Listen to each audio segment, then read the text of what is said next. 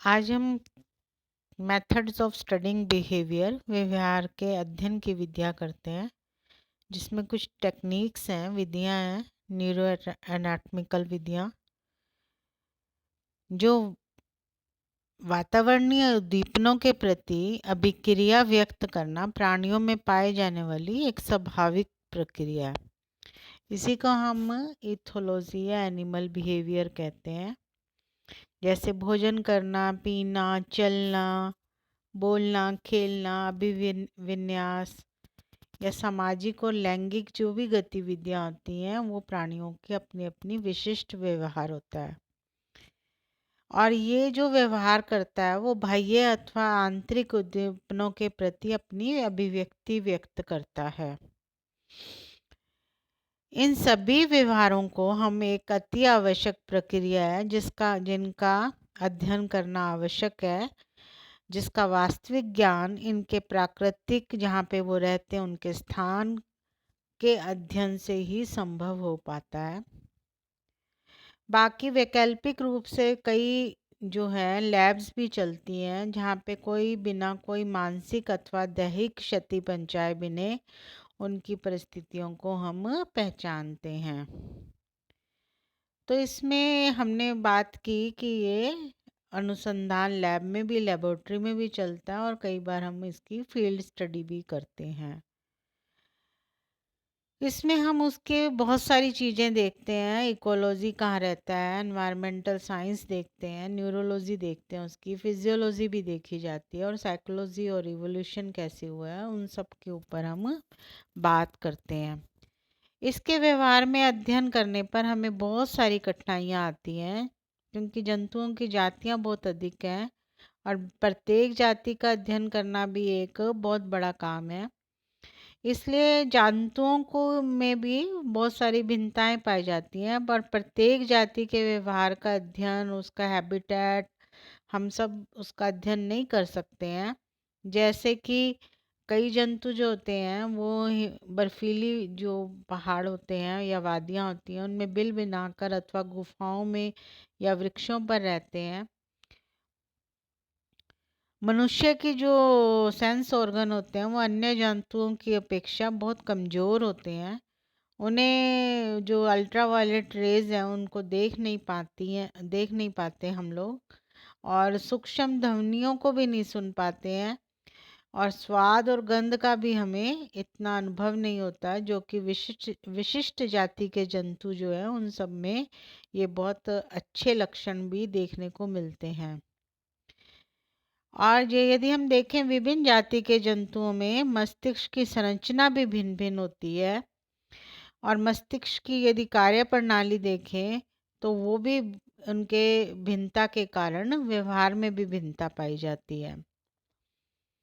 इसलिए जो इथोलॉजी या बिहेवियर की स्टडी करते हैं, इथोलॉजिस्ट जो होते हैं वो जंतुओं को एक्सटर्नल उनके हाव भाव देखते हैं, बाहर से क्या हाव भाव कर रहे हैं, और फिर उनके द्वारा उसका रिस्पॉन्स या गतिविधि को भी देखते हैं, और देख कि जितनी भी बॉडी में उनकी क्रियाएं होती हैं फिर उनमें फिजियोलॉजिकल चेंजेस होते हैं, और मस्तिष्क खासकर ब्रेन में कैसी कैसी तरंगे उठती हैं उनको भी वो देखने की कोशिश करते हैं। इसके लिए कई बहुत सारी टेक्निक्स, बहुत सारे जो हैं इंस्ट्रूमेंट्स का उपयोग करके इथोलॉजिस्ट प्राणी के व्यवहार को या वास्तविक व्यवहार को अध्ययन करने में सक्षम हो सकते हैं। परंतु ये सत्य है कि घरों या नियमित वासस्थान में रहकर पालतू जीव जंतु जो होते हैं वो संबंधित महत्वपूर्ण तथ्य हम एकत्रित कर सकते हैं। उसका बिहेवियर का आचरण और ये सब कुछ के भी आंकड़े प्राप्त किए जा सकते हैं। इस संदर्भ में यदि हम देखें तो कॉनरेड लॉरेंस और निको टिम्बर्सन और कॉर्न वॉन फ्रिश ने के नामों से उद्धृत करना उचित होगा, जिन्होंने प्राणी व्यवहार के अध्ययन हेतु अपना पूर्ण जीवन समर्पित कर दिया। इसी प्रकार हमारे ख्यातनुमा वैज्ञानिक है सालिम अली, उन्होंने पक्षियों का बिहेवियर को पर हमें असीमित ज्ञान दिया, जो वास्तव में एक दुर्लभ कार्य है कहा जा सकता है। पूर्व में जो प्राणियों के व्यवहार का अध्ययन उनके हैबिटेट में ही किए जाने की परंपरा थी, लेकिन इसमें बहुत ज़्यादा समय लगता था। अब क्या है कि वैज्ञानिक कम समय में अधिक विश्वसनीय तथ्यों को एकत्रित करके उनकी अनेक विधियां विकसित की। निकोलस टिनबर्जन, ऑस्ट्रियन बायोलॉजिस्ट जो कॉनराड लॉरेंस, और जर्मन जो था वो कार्ल फॉन फ्रिश, इनको अवार्ड भी मिला, नोबेल प्राइज़ 1973 में इसके कंट्रीब्यूशन पर। अब जंतुओं का जो व्यवहार है उनको अध्ययन करने के लिए हमें कुछ बातों का ध्यान रखना बहुत आवश्यक है। सबसे पहले तो उपयुक्त प्राणी का अथवा समूह का चुनाव होना चाहिए। फिर चुनी गई जाति का प्रारंभिक अध्ययन करना चाहिए। फिर जंतु समूह का जो है वो संतोषप्रद चयन होना चाहिए और अध्ययन भी उसका करें। फिर उसकी ऑब्जर्वेशन लें और फिर डाटा को एकत्रित करें। फिर निरीक्षण हेतु उपकरण जैसे कंपास है, टेप रिकॉर्डर है, वॉइस टेप करने के लिए वीडियो कैमरा आप लगा सकते हो, telescope, transmitter, EEG machine etcetera भी आपके पास होना चाहिए। फिर इन सब जो ऑब्जर्वेशन लिए, डाटा लिया है, उनके हमें विश्लेषण एनालिसिस करें और फिर अध्ययन करें। तो जो विभिन्न व्यवहार प्राणियों का आता है उनका अध्ययन हम निम्नलिखित प्रारूपों के अनुरूप भी किया जा सकता है। संवेदनाओं और प्राणियों के द्वारा इन्हें ग्रहण करने के व्यवहार का अध्ययन किया जा सकता है। व्यवहार के प्रदर्शन में हार्मोन्स का क्या योगदान है उसका अध्ययन किया जा सकता है। और इसी के साथ साथ में हमें तंत्रिका प्रणाली के अध्ययन से भी, न्यूरल मैकेनिज्म के द्वारा भी हम अध्ययन कर सकते हैं। अब जो न्यूरल मैकेनिज्म है, विज्ञान की प्रत्येक शाखा अन्य शाखाओं से निकटता से जुड़ी रहती हैं। फिजियोलॉजिस्ट जो है वो न्यूरोफिजियोलॉजिस्ट जो के अनुसार जंतुओं का व्यवहार ब्रेन और नर्वस सिस्टम द्वारा सीधे नियंत्रित किया जाता है। ये व्यवहार के अध्ययन हेतु ये जानना अति आवश्यक है कि प्राणी का जो ब्रेन है वो कौन सा भाग प्राणी के द्वारा संपादित क्रिया द्वारा संचालित किया जाता है, और इसी को हम कहते हैं न्यूरल मैकेनिज्म। और इस का जो न्यूरल मैकेनिज्म और इसका बिहेवियर का संपूर्ण ज्ञान जो है वो हम विभिन्न टेक्निक्स के द्वारा ही स्टडी कर सकते हैं। और इन्हीं टेक्निक्स को हम neuro anatomical techniques, neuro physiological techniques इत्यादि बोलते हैं। अब सबसे पहले हम देखते हैं लेबोरेटरी स्टडीज़ में न्यूरो एनाटॉमिकल टेक्निक्स। व्यवहार अध्ययन की जो क्रूड और प्राचीन विधि थी, अपरिष्कृत, वो पूरे ब्रेन को, जो जंतुओं का जो ब्रेन था उनका विच्छेदन कर देते थे या एम्पुटेशन कर देते थे और उनको हटा करके और उनके फिर बीच में उनका बिहेवियर देखा जाता था। संरचना और व्यवहार के मध्य हम संबंध स्थापित करते थे। अतः स्पष्ट हो जाता था कि कौन सी क्रिया के द्वारा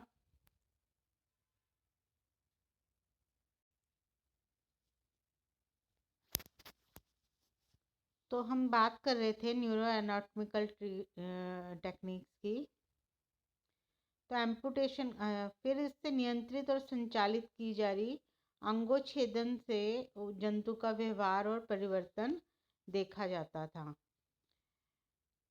इसको ब्रोका ने आइडेंटिफाई किया 1861 में, speech area on the cerebral cortex by the slurring of speech of a patient as a result of injury to the brain। उन्होंने इसमें क्या किया, ब्रेन में उस भाग को अब्लेशन कर दिया या उसको स्लरिंग कर दिया जो स्पीच को कंट्रोल करती थी, बोलने पे नियंत्रित था, और उस इस तरह से वो एरिया ब्रोकाज एरिया कहलाया। मस्तिष्क के कई जो है वो कट के द्वारा नाइफ से न्यूरोटॉक्सिक कैनिक एसिड और बिहेवियर जो है वो ऑब्जर्व किया। फिर कार्ल लेशले ने जो है वो इसके कंडक्ट की स्टडी को और एब्लेशन किया ब्रेन के विभिन्न भागों को चूहे के अंदर। और जब वो रनिंग मेज के लिए ट्रेंड थे तो उनकी भी मेमोरी उन्होंने चेक की और उनके एरिया को डैमेज करके और फिर स्टडी किया। और कैट्स में जेस्पर और मार्सन ने किया, ग्रूट ने किया रेट्स पर, डॉग्स ने, लिन एटल एक्सेट्रा ने इस तरह से एब्लेशन एरिया जो है वो देखे। एब्लेशन करने के दौरान एक बहुत और भी वर्निक ने 1980 में वाणी के नियंत्रण से ही संबंधित एक अन्य बिंदु की भी खोज की जिसे वर्निक एरिया के नाम से भी जाना जाता है। ये सब शल्य चिकित्सा के द्वारा जो है वो देखा गया। अब इसके साथ साथ में इसके अंदर कुछ स्टीरियोटॉक्सिक इक्विपमेंट भी यूज़ किए गए जो कि ब्रेन के स्मॉल और छोटे इंजरीज करते थे। और इसमें माइक्रोपिपेट भी यूज़ की गई जो कि इंजेक्ट करती थी कुछ केमिकल्स को और वो उस लोकेशन में ब्रेन के जो है वो ख़त्म कर देता था। जैसे लिम्बिक सिस्टम से बिहेवियर को रिकॉर्ड किया गया। इसी तरह एनिमल को स्किनर बॉक्स में रख करके उसको लिवर दबा के और उसमें उसके जो है उसको ट्रेन करके पहले और फिर उसको स्किनर बॉक्स में उसके रिवार्ड्स को देखा गया। इस तरह करके कुछ टेक्निक्स देखी गई। और अब हम न्यूरोफिजियोलॉजिकल टेक्निक्स में क्या देखा कि ये प्राणियों की सभी क्रियाएं तंत्रिका आवेगों के प्रभाव स्वरूप होती है जो परोक्षक्त और अपरोक्ष रूप से मस्तिष्क के द्वारा नियंत्रित रहती हैं। और ये तंत्रिका आवेगों को अंकित कर इनका अध्ययन किया जाता है। तंत्रिका कोशिकाएं जिसे हम न्यूरॉन्स भी कहते हैं को इसके समस्त संदेशों का हम आकलन और विश्लेषण इलेक्ट्रोकेमिकल प्रक्रियाओं के माध्यम से करते हैं। और फिर इस तकनीक के तौर पर सक्रिय जो भी तंत्रिका कोशिका होती हैं उनको इलेक्ट्रिक पोटेंशियल को ज्ञात कर उन्हें बढ़ाकर एम्प्लीफाई करके और फिर उनका अध्ययन और आवश्यक परिमाण हम प्राप्त करते हैं। इस क्रिया हेतु हम ईजी मशीन का उपयोग किया जाता है। ये आपको हम थर्ड ईयर में भी एमएससी में भी दिखाएंगे। वैज्ञानिक इस गुण से तो बहुत परिचित थे लेकिन इलेक्ट्रिकल स्टिमुलाई के प्रति प्राणी अभिक्रिया प्रकट करते हैं। 1870 और 1900 में वैज्ञानिकों ने इस तकनीक का उपयोग जंतुओं के कृत्रिम बिहेवियर की उत्पत्ति और अध्ययन के लिए स्पेशली यूज किया। बर्जर ने क्या किया, 1926 में सर्वप्रथम मानव मस्तिष्क से उत्पन्न हो रही तरंगों का सफलतापूर्वक चित्रण किया और इस तकनीक को उसने ईईजी का नाम दिया। मस्तिष्क के जो है वो उन्होंने वो ग्राफ्स निकाले और ईईजी पर विद्युत तरंगों के अंकन में परस्पर संबंध को भी स्थापित कर अत्यंत सूक्ष्म से सूक्ष्म परिवर्तनों को भी माना जा सकता है कि ये किससे रिस्पॉन्स हो रहा है। इस तकनीक में अचेत अवस्था में मानव की जो स्कल पर सूक्ष्म छिद्र कर देते हैं और फिर सूक्ष्म इलेक्ट्रोड्स उसमें डाल दिए जाते हैं। इस क्रिया में रोगी को पीड़ा नहीं होती है परंतु ये क्रिया अत्यंत ही परिष्कृत बिल्कुल टेक्निक के द्वारा की जाती है। वैसे भी मस्तिष्क में जो है वो पीड़ा पेन रिसेप्टर्स जो होते हैं वो अनुपस्थित होते हैं। इलेक्ट्रोड्स को ईईजी मशीन की तारों द्वारा जोड़ देते हैं और फिर मस्तिष्क की विभिन्न क्रियाओं के प्रति उत्पन्न जितने भी स्टिमुलेशन होते हैं वो मशीन की स्क्रीन पर आप देख सकते हैं। और कागज़ पर इसकी जो है वो हम ग्राम इलेक्ट्रोकार्डियोग्राम ईसीजी की तरह हम प्राप्त कर सकते हैं। इस प्रकार जब जंतुओं का या प्राणियों का व्यवहार जब प्रभावित भाग जो होता है उसका अधिक अध्ययन हम सुगमता के साथ और अत्यंत ही परिष्कृत विधि से किया जा सकता है। और हेस ने 1920 में इसमें बहुत बड़ी सफलता प्राप्त की और 1945 में इसको नोबेल प्राइज़ भी मिला। ये टेक्निक जो है टेक्निक रोगियों में मानसिक रोगों के निदान करने तथा उपचार करने में अत्यंत ही महत्वपूर्ण सिद्ध हुई। तंत्रिका कार्य की प्रणाली में 2 भागों में संपादित किया जाता है। प्रथम भाग में सामान्य जंतु के जो है इलेक्ट्रिकल स्टिमुलेशन का चित्रण किया जाता है और इसमें जो है 4 भिन्न प्रकार की ब्रेन जो है वो इलेक्ट्रिक वेव्स दी जाती हैं, जैसे alpha waves, beta waves, theta waves और डेल्टा वेव्स। और ये जो वेव्स होती हैं ये रिकॉर्डेड बाय ईईजी द्वारा कर ली जाती हैं। दूसरे भाग में जंतुओं के विभिन्न अवस्थाओं की में अभिव्यक्ति परिवर्तित व्यवहारों के जो इलेक्ट्रिकल वेव्स या स्टिमुलेशन का चित्रण करते हैं और इन दोनों की फिर हम तुलना करते हैं और इससे जो है एक अन्य टेक्निक के अंतर्गत मस्तिष्क के विभिन्न भागों को दीपित करने के उपरांत जो इलेक्ट्रिकल स्टिमुलेशन या जो होता है उसका विश्लेषण करते हैं और फिर अध्ययन किया जाता है। जो अल्फा वेव्स होती है वो प्राणी के आरामदायक एवं शांत मुद्रा की स्थिति में ब्रेन के ऑसिपिटल और पैराइटल जो लोब्स होते हैं उनसे तरंगे प्राप्त होती है। ये केवल जो है जागृत अवस्था में जब प्राणी होता है उससे उत्पन्न होती है। जो बीटा वेव्स होती हैं वो सामान्य सोच विचार की अवस्था में ये तरंगे उत्पन्न होती हैं जिन्हें फ्रंटल लोब से चित्रित करते हैं हम। और जो थीटा वेव्स होती हैं ये नींद की प्रारंभिक अवस्था व मानसिक तनाव की स्थिति में ऑक्सीपिटल व टेम्पोरल लोब से प्राप्त किए करते हैं। और जो डेल्टा वेव्स हैं ये डीप स्लीप में जब डेल्टा तरंगों को अंकित किया जा सकता है। जो बच्चे होते हैं या शिशु होते हैं उनकी जागृत या जब वो अवस्था होती है तब उत्पन्न होती है। और वयस्क की जो जागृत अवस्था में ये ईजी प्राप्त होती है तो मानसिक विकार की संभावना हम इसमें व्यक्त कर सकते हैं। तो इस तरह से हमने इसमें 2 देखी, न्यूरो एनाटॉमिकल जिसमें एब्लेशन करके और न्यूरो फिजियोलॉजिकल इसमें हम टेक्निक्स के द्वारा हम विभिन्न चीज़ों का हम विश्लेषण करते हैं।